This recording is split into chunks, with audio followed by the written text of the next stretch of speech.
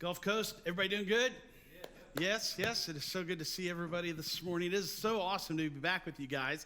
It is a blessing when I get a weekend off like last weekend, and it's nice to have that just to get some rest and relaxation sort of stuff. But man, I will always miss you guys when we are gone, and so it is so good to be back. Shannon, thank you so much first for making a fool of yourself with the turkey hat, but also for last week and continuing this Lifehacks series and talking to us about wisdom, and there's a couple of types of wisdom as well. So if you came in a few minutes late, you may have missed Josh welcoming everybody at the very beginning, and you're like, something is wrong. There's nothing on the screens.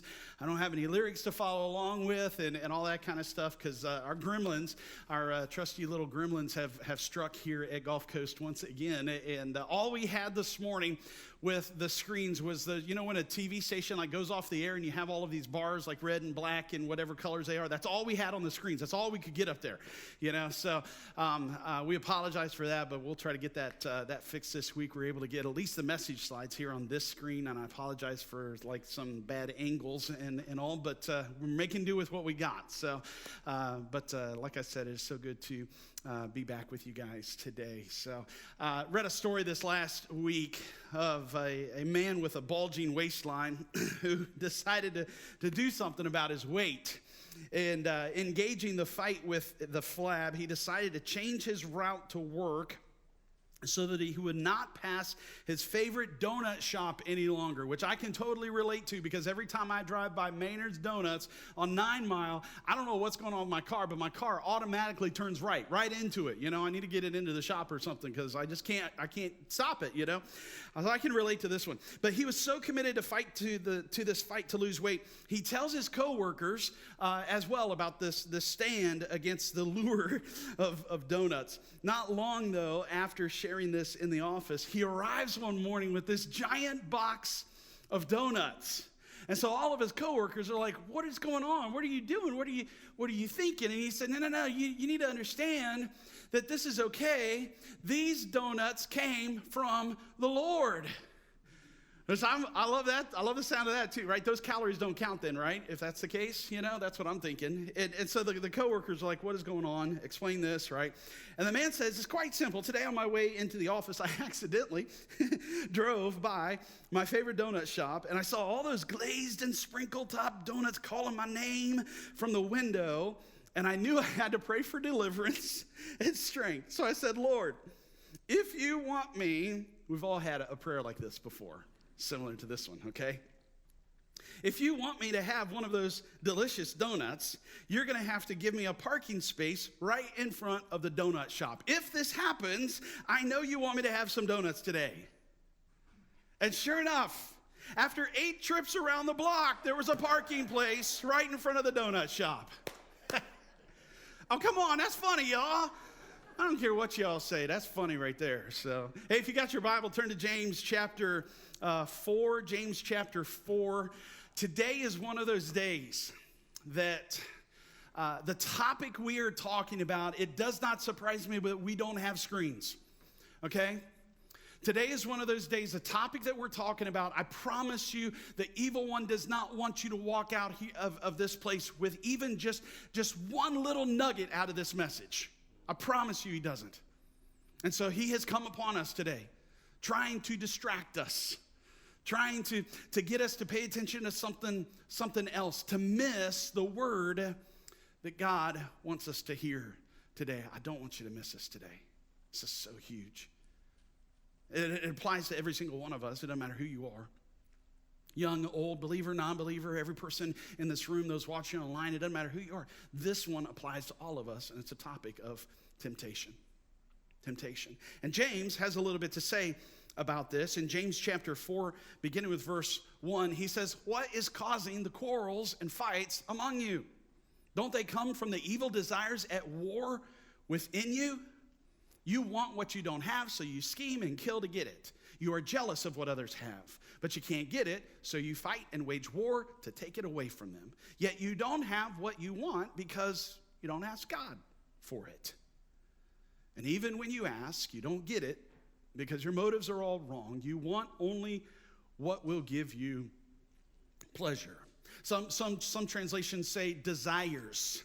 Uses that word. In other words, the temptations for most of us, and that's going to be different for everybody in different relative scales, different areas of our lives, but the temptations for each of us more often than not play right into our own selfish desires. You know, every single one of us have selfish desires, right?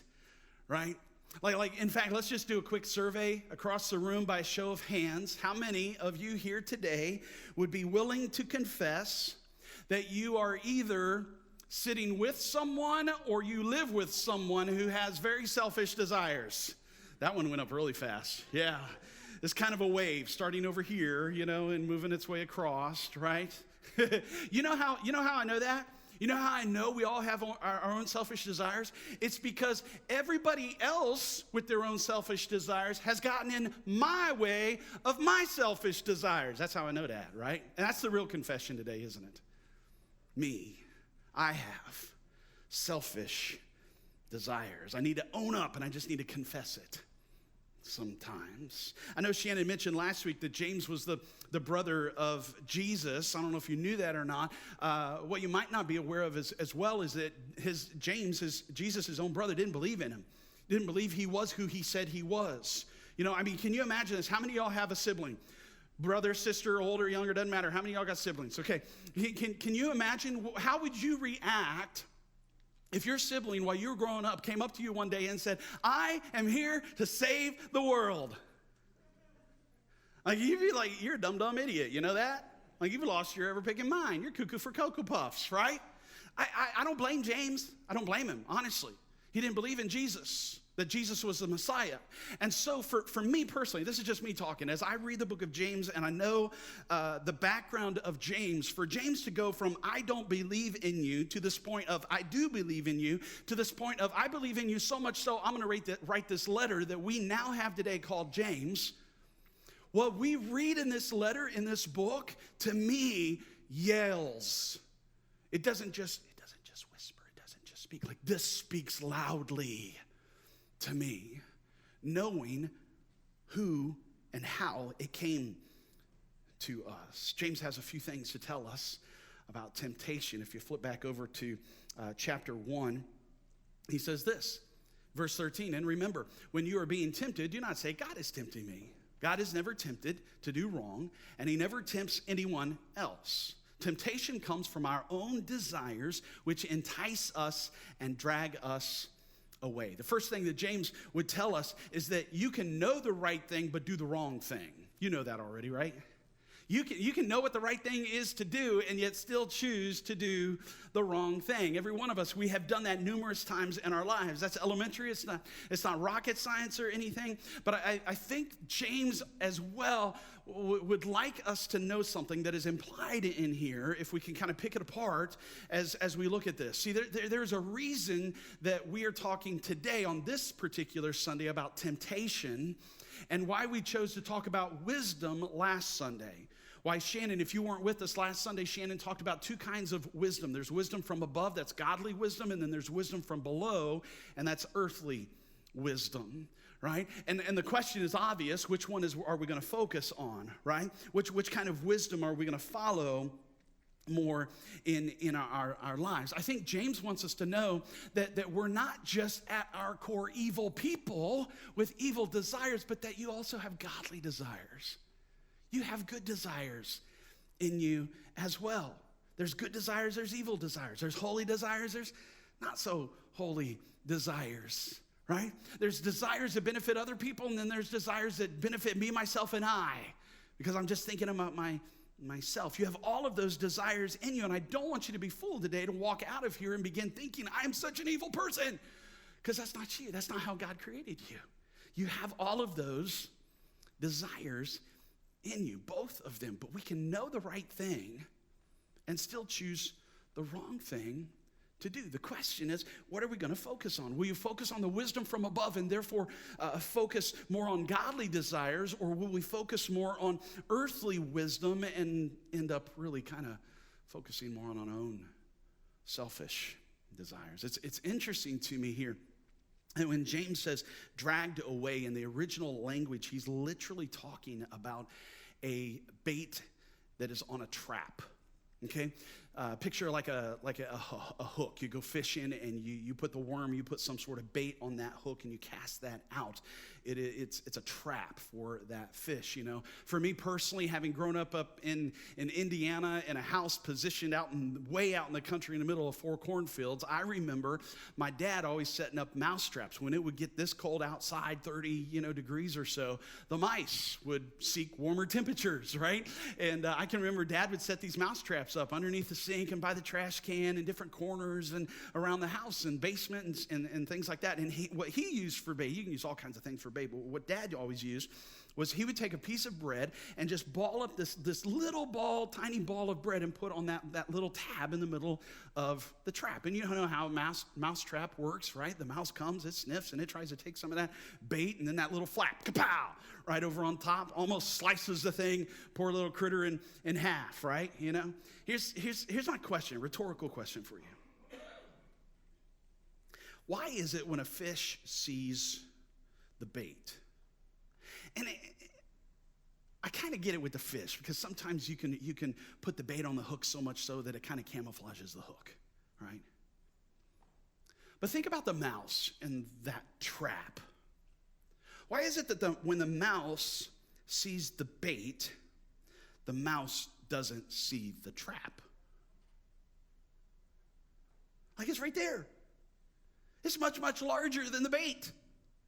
But the mouse gets so focused on the bait and so consumed with the bait. I want. I need that. I'm hungry. I'm going to fulfill the desires of my tummy right now. And pow. And it misses the trap. You realize you and I, we're no different whatsoever. We're no different. Our Father in heaven says, you see that right there? Don't mess with it. Don't touch it. It's dangerous. It'll get you in trouble. It will hurt you. He even tells us it's a trap.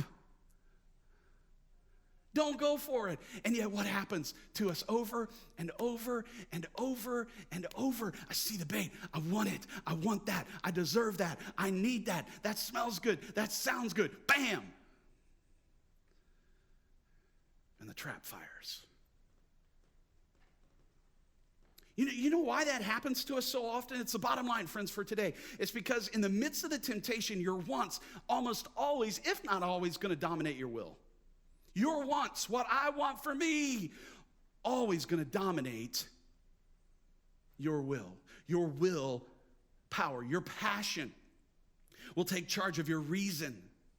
Your immediate desires, what I want now, will take over that godly wisdom that Shannon talked about last week, and we become blind to the trap. Here's the question.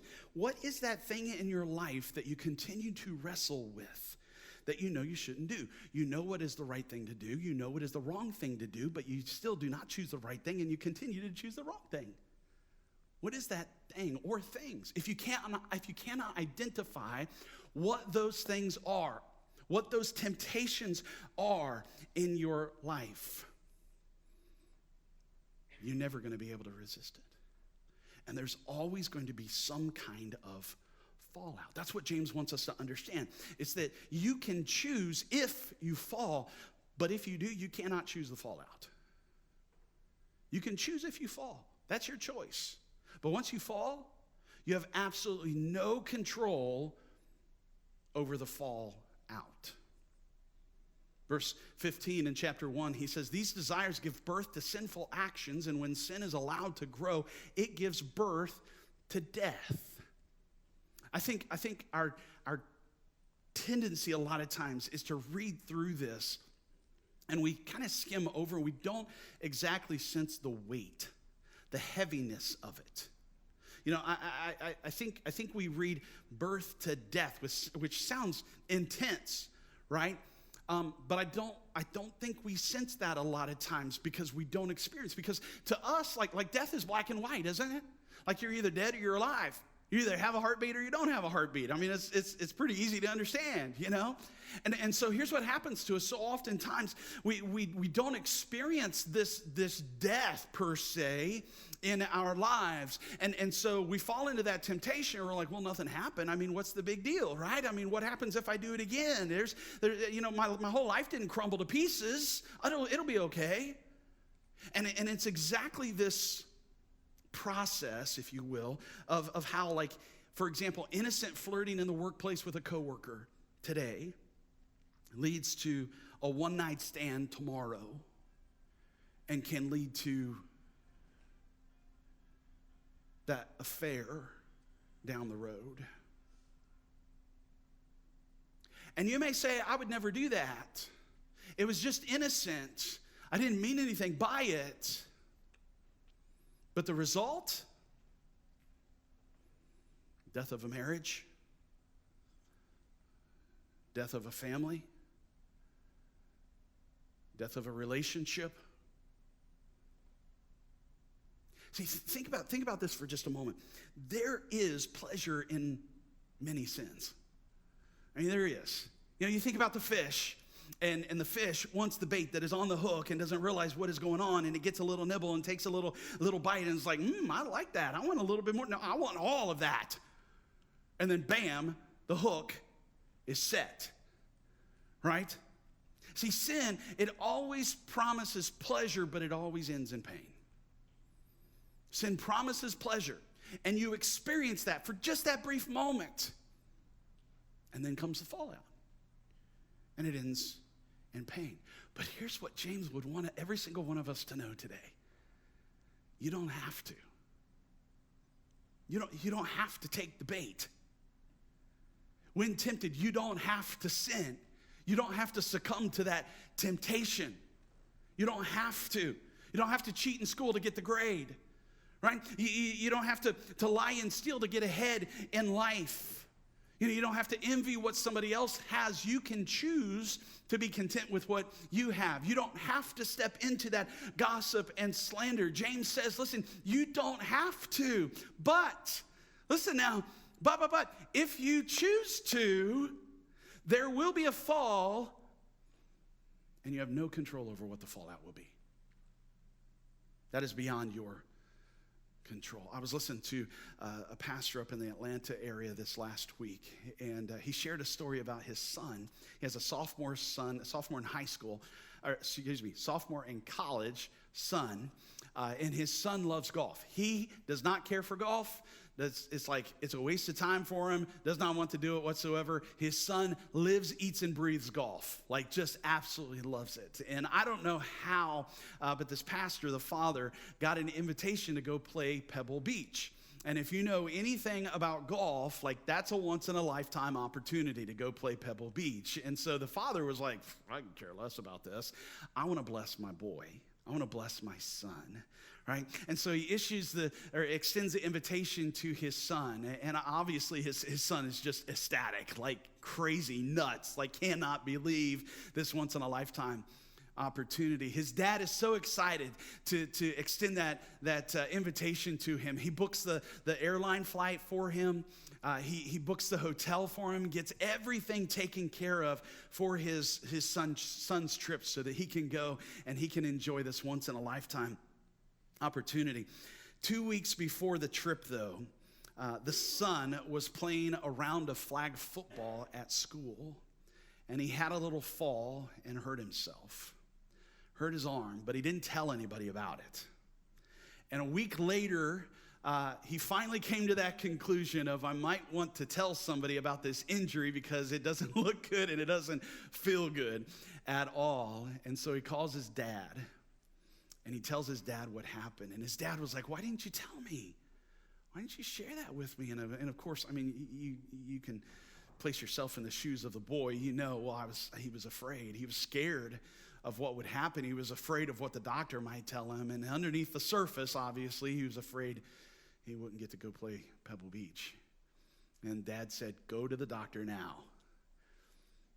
A few hours later, his son texts him this picture of his new cast that went all the way from his hand all the way up past his elbow because he had completely broken his wrist and then didn't do anything about it. The dad said, "Why?" And here's what the son said. He said, "Dad, had I known that was going to happen, I would have never played the game of flag football." Had I known. Now, obviously, flag football is not a sin. That's not my point. My point is this. How many of us are playing in the game of sin? And we've been warned. Our Father has told us, if you play that game, you're going to get hurt. If you play that game, it's dangerous. You're going to fall, and there will be a fallout. How many of us are playing that game? So what do you do? Great question, right? What do you do? If we know we are all going to be tempted at some point in time, and we do, and we know that when we are tempted, we still have a choice whether to fall into that temptation or not, and we all do. And if it's true that in the midst of that temptation, our wants are probably going to dominate our will, what do we do about it? Let me give you 3 life hacks that James shares with us here. The first one is this: resist it. Now, you know this already. I mean, you don't have to be extremely smart to understand I'm supposed to resist the temptations, right? You get that already. But I want you to understand before you leave here today, I want you to grasp a hold of the battle that is going on for you. Okay? And this you can probably feel this battle, but you can't see it. Like it's something that's happening in the spiritual realm out there. And I'm telling you, this is not a battle of paint guns and BB guns, all right? This is an all-out war. The evil one is opening up his entire arsenal upon you to try to get you to fall. Back to James chapter 4, James says this: humble yourselves before God.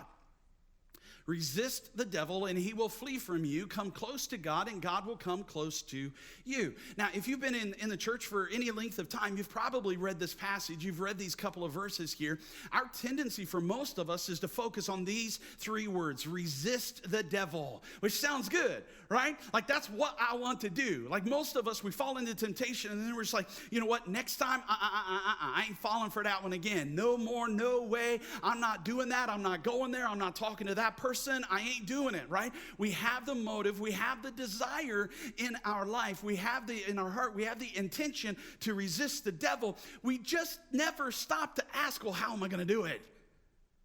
Like, what strategy? What are the tactics? How do I resist the devil? And James says it right here. I got the answer for you.